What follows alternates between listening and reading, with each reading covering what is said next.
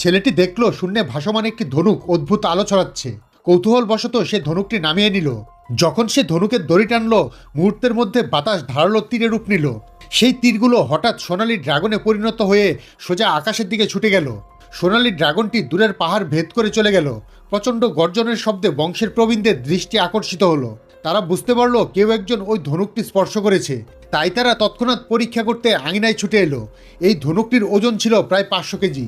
শত শত বছর ধরে কেউ এটিতে টান দিতে পারেনি। বড়রা আদেশ দিলেন, যে ব্যক্তি তীরটি ছুঁড়েছে তাকে অবশ্যই খুঁজে বের করতে হবে। এটিই হবে বংশের ক্ষমতায় ফেরার চাবিকাঠি। কিন্তু তারা জানতো না যে এই ব্যক্তি সেই ছেলে যাকে তারা সবসময় তুচ্ছ করে দেখত। ছেলেটির কাকা বহুদিন ধরেই বংশের প্রধানের পদ দখল করার লোভ পুষে রেখেছিল। সে সবাইকে তাদের ক্ষমতা হস্তান্তরের আদেশ দিল।